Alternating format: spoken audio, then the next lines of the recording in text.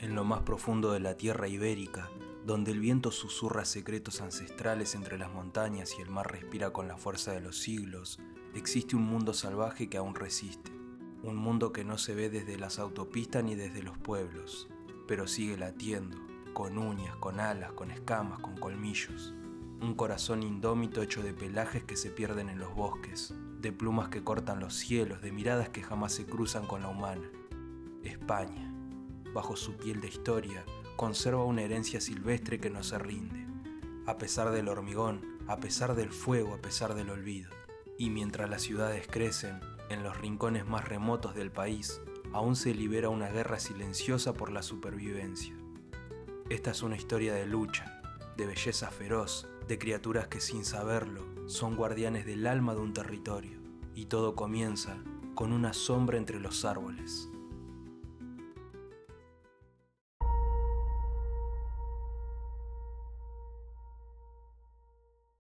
Hay un lugar donde los árboles parecen respirar, donde el verde no es solo un color, sino un lenguaje que susurra con la brisa. Allí, entre las montañas asturianas y los selledos milenarios, se mueve una silueta gigantesca y silenciosa, un espectro marrón que pisa el musgo con la delicadeza de un fantasma, el oso pardo cantábrico.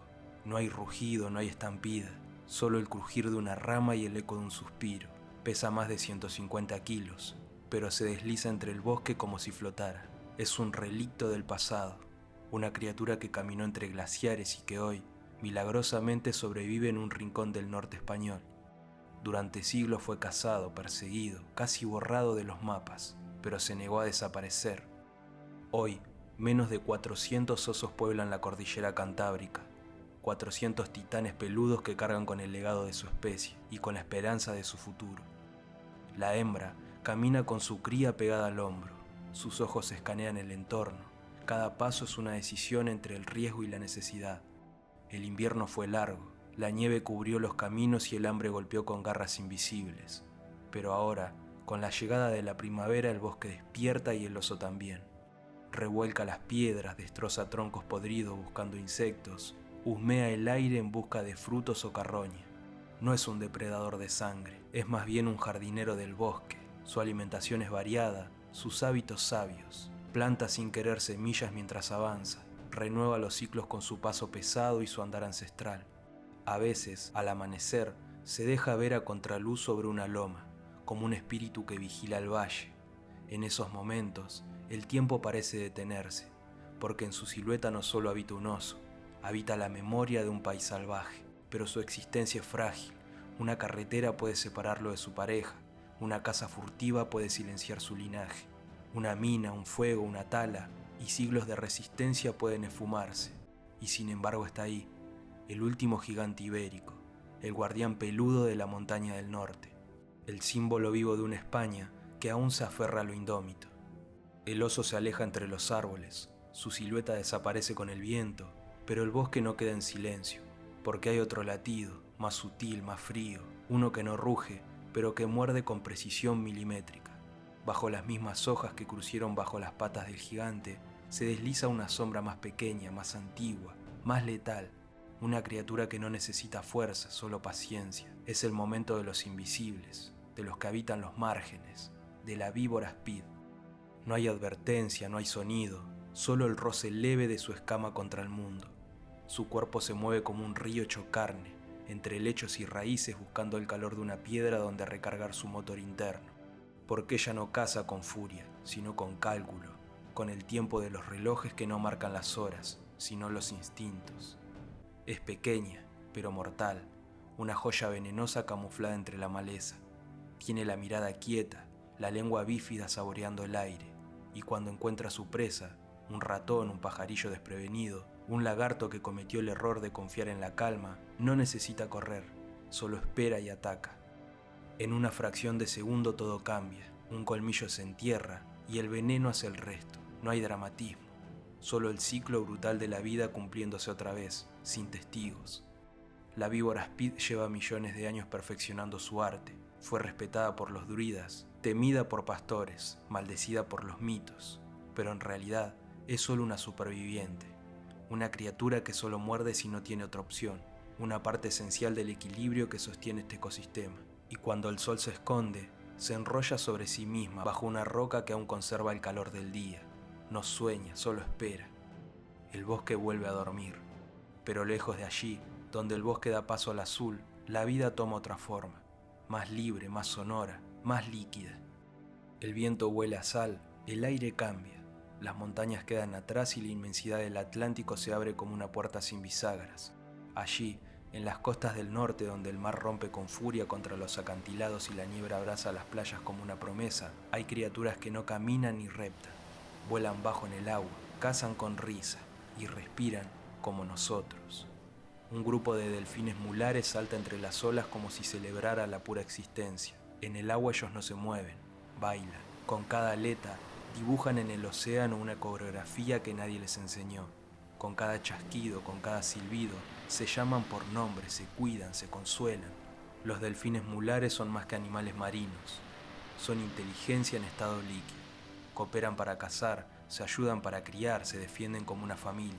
Y bajo esas aguas que parecen insondables, su alegría contagia incluso a las criaturas más tímidas. De pronto, una orca a lo lejos, una amenaza, pero el grupo se une nada más cerca, más compacto, y el enemigo, ante esa muralla de solidaridad, se aleja. Viven por y para los suyos, como si el océano les hubiese enseñado que la unión no es una estrategia, sino la única forma de resistir. Y cuando el sol se hunde detrás del horizonte y el cielo se tiñe de fuego, los delfines aún siguen jugando, como si cada salto fuera un poema, como si cada respiro fuera una victoria. Pero en tierra firme, bajo el cielo que ya se está oscureciendo, otra criatura se mueve, una que también es familia, manada y silencio, una leyenda que aún aúlla en las noches de la península. Cuando la noche cae sobre la meseta y las estrellas tiemblan sobre los montes de León, se escucha un aullido, largo, profundo, inolvidable. Es la voz del lobo ibérico, el último gran cazador social de Europa occidental. Sus ojos como brasas amarillas brillan entre los matorrales. Sus patas no hacen ruido, su olor es casi imperceptible. El lobo no ataca por hambre, sino por estrategia. Estudia, espera, calcula. Su manada lo sigue, lo entiende sin hablar. Se comunican con gestos, con miradas, con colas que se elevan o se pliegan. Son una sinfonía que respira unida, un equipo afinado por la evolución.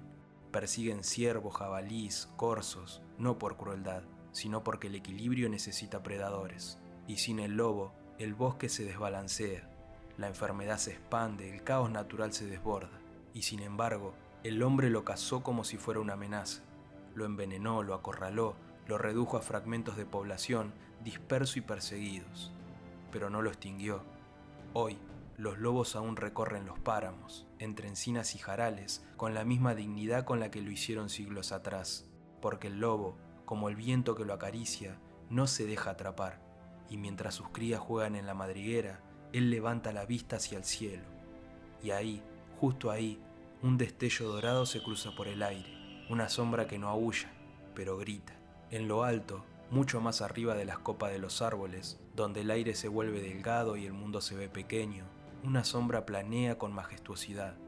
No necesita batir las alas, le basta con abrirlas y dejarse llevar por las corrientes térmicas que ascienden desde la tierra caliente. Es sombra, es el águila imperial ibérica. Mientras el lobo se esconde entre los matorrales, la reina del cielo vigila desde su trono de viento. Es tan grande como bella, tan precisa como letal. Su silueta recortada contra el cielo es una firma de la naturaleza. Sus plumas, de un marrón intenso, se coronan con toques blancos sobre sus hombros, como si llevara una capa invisible. Y sus ojos no solo ven, atraviesan, calculan distancias, anticipan movimientos, detectan el más mínimo temblor en la hierba. Desde el aire, todo se revela. La madriguera del conejo, la torpeza de un reptil, la sombra fugaz de un ratón. Y cuando llega el momento, se lanza. No hay duda, no hay falla, solo una explosión de precisión, garras como dagas, velocidad como un relámpago. Y en segundos, todo termina. Pero a pesar de su dominio, esta reina también ha conocido la amenaza. Electrocuciones en tendidos eléctricos, pérdida de hábitat, reducción de presas. Durante décadas estuvo al borde del abismo, con apenas 30 parejas sobreviviendo en toda la península. Pero se aferró al cielo, y gracias a la protección humana, hoy remonta vuelo. Con más de 150 parejas reproductoras, la especie ha comenzado a renacer. Y aún así, cada cría es un milagro, cada huevo es una promesa que cuelga del borde de la nada, y cada vuelo juvenil es un desafío al destino. Desde el aire ella observa todo, incluso a otro gran cazador, sigiloso, escurridizo, que se oculta en los pinares y que no vuela, pero desaparece. En las sombras del bosque mediterráneo, donde los rayos de sol se filtran, hay un movimiento que parece una ilusión, una presencia felina, imposible de confundir, pelaje moteado, orejas con pinceles negros, mirada de hielo, el lince ibérico. Camina como si flotara, mide cada paso, su cuerpo parece tallado por el sigilo. No corre, acecha, no necesita rugir, solo necesita estar. Es un fantasma del bosque, un cazador especializado y su presa favorita, el conejo, define su destino. Durante años fue invisible, tan raro como un suspiro de una tormenta. En los años 2000, el mundo supo la verdad. Solo quedaban 94 ejemplares. 94, para todo un planeta. Un suspiro más y habría desaparecido. Pero algo cambió. Por primera vez, las manos humanas decidieron proteger y no destruir. Reintroducción, conservación, monitoreo. Y poco a poco, este fantasma volvió a caminar los senderos que nunca debió abandonar. Hoy hay más de 1000 linces, 1000 silencios cruzando los matorrales. Pero sigue siendo frágil. Su hogar sigue siendo reducido. Su libertad amenazada. Cuando caza, lo hace con una elegancia casi teatral. Se detiene, mira, se agazapa, salta, y el silencio vuelve a ocupar su lugar. Pero el bosque también guarda ecos, ecos de otros cazadores, de otros ojos que vigilan desde lo más alto de la noche, porque cuando el sol se apaga y el mundo duerme, otro rey despierta. El crepúsculo no trae oscuridad, trae misterio. En lo más alto de una rama seca, tan inmóvil como una estatua tallada por la luna, dos ojos naranjas se abren de golpe, y nada vuelve a ser igual. Es el búho real, el emperador de la noche ibérica. No vuela, se desliza, no grita, susurra con el aleteo. Sus alas enormes lo llevan por encima del bosque como una sombra que nadie puede detener. Su rostro es una máscara perfecta. Sus orejas puntiagudas, solo una ilusión de simetría. Su visión nocturna absoluta y su audición casi mágica. Puede oír un ratón moverse bajo la nieve, un insecto temblar entre la hierba. No necesita luz, solo necesita paciencia. En su pico se han cerrado miles de historias. Caza con justicia brutal, y cuando ataca, no hay escapatoria. Pero este depredador no es un monstruo, es un símbolo de sabiduría, de equilibrio, de permanencia. Desde las cavernas prehistóricas hasta los cuentos populares, ha sido testigo de toda la historia de la península, y aún hoy, mientras el hombre duerme, él sigue volando. Y si se lo escucha, una vez, 2 veces, 3, se dice que trae presagio, pero no siempre de muerte, a veces es de renacimiento, porque cuando el búho regresa a un bosque, significa que el bosque está vivo, y entre las montañas más altas, donde el aire es tan puro que parece recién nacido, otra criatura espera, un ave que no caza por la noche, sino que vive entre los huesos del mundo. El búho real, silencioso, regresa a su refugio en la roca, cerrando el ciclo de la oscuridad, pero en ese preciso momento, cuando la luz apenas empieza a nacer sobre los Pirineos, otra criatura despliega sus alas, y el aire, antes quieto, se transforma en un escenario para lo sublime. Majestuoso y solitario, el quebrantahuesos corta el cielo con la elegancia de quien sabe que no necesita competir con nadie.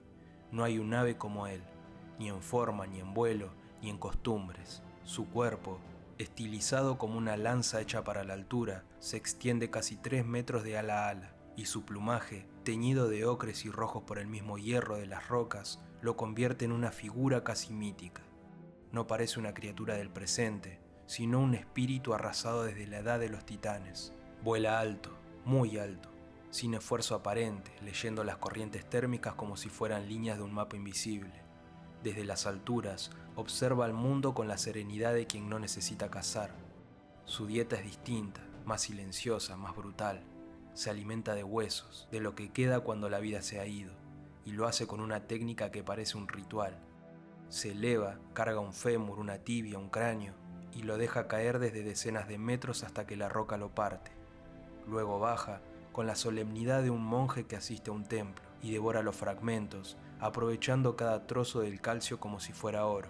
Este comportamiento, único en el reino animal, no es solo una estrategia de supervivencia, es una forma de cerrar ciclos, de devolver al mundo lo que el tiempo dispersa. El quebrantahuesos no mata, transforma la muerte en continuidad. Pero su presencia no ha sido siempre bien entendida. Durante siglos fue perseguido por superstición, acusado de llevarse niños o enfermar rebaños, y estuvo a punto de desaparecer. Solo la persistencia de la montaña y la lenta redención del ser humano han permitido que hoy regrese poco a poco a los cielos del norte, dejando su silueta recortada sobre los riscos como una firma invisible de la naturaleza que aún sobrevive. Y mientras gira en círculos sobre las cumbres, acompañado solo por el silbido del viento entre las piedras, uno se pregunta si sabe que es único, si intuye que es el último eslabón de una cadena milenaria, el buitre sagrado de las alturas. Y desde esas alturas, si sus ojos pudieran mirar hacia el horizonte, verían cómo el mar vuelve a extenderse como un espejo roto bajo la luz, y en ese azul infinito, otro gigante se mueve, pero esta vez no en el aire ni en la tierra, sino en las profundidades. Más allá de los alcantilados donde la espuma del Cantábrico dibuja formas imposibles sobre las rocas, el frío del agua parece esconder secretos primitivos. Hay una presencia que corta las corrientes sin violencia.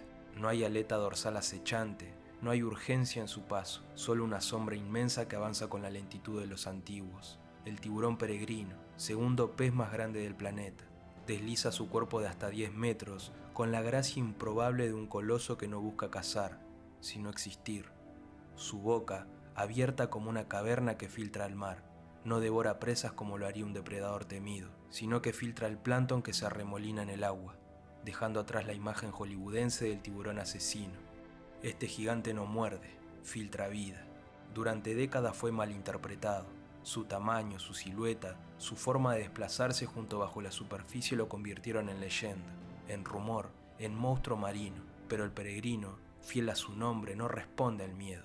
Es un viajero del océano, un ser solitario que recorre las costas ibéricas en una ruta ancestral que aún nadie comprende del todo. Pasa cerca de Galicia, se deja ver en el Mediterráneo y a veces asoma su enorme aleta como una promesa de que lo inmenso todavía habita en nuestras aguas. Se mueve lento, como si el tiempo fuera otro en su mundo. Lento, pero constante, como si supiera que no hay necesidad de apurarse cuando se ha visto nacer y morir generaciones enteras de criaturas. Su piel gris, marcada por cicatrices y por la luz del fondo marino, parece guardar la memoria del planeta. Cada pliegue, cada músculo, habla de millones de años de evolución silenciosa, y cuando su cuerpo se arquea para girar, parece que el mar entero lo acompaña en su movimiento. Hoy sigue siendo una rareza, una aparición fugaz, un regalo para quienes lo ven, pero su mera existencia nos recuerda algo vital, que el océano no nos pertenece, que bajo las olas hay historias que aún no comprendemos, y que hay gigantes sin dientes, sin sangre, sin rencor, que siguen cruzando nuestras costas mientras miramos hacia otro lado. Y así, con su despedida silenciosa bajo el azul profundo, termina este viaje por la vida salvaje de España. Un país que más allá de sus ciudades vibrantes, sus monumentos milenarios y su historia escrita en piedra y sangre, guarda algo más profundo, algo que no figura en los libros ni en los folletos turísticos. Un corazón salvaje, antiguo como las montañas y libre como el viento que cruza los desfiladeros. Un latido silencioso que se esconde en los bosques húmedos del norte, en los cielos indómitos de la meseta, en las aguas frías del Atlántico y en los roquedos abrasados por el sol. Un corazón cubierto de plumas, piel, escamas y huesos. Un corazón que no entiende de fronteras, que no respeta mapas ni nombres inventados.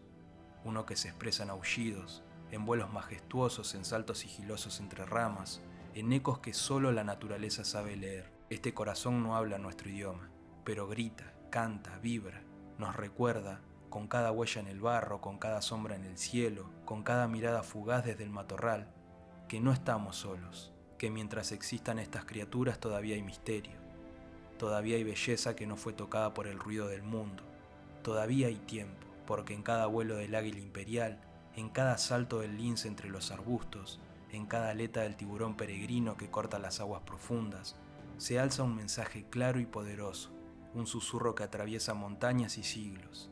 una advertencia, una promesa, una súplica. Todavía estamos aquí, todavía podemos ser parte, todavía hay vida salvaje en España.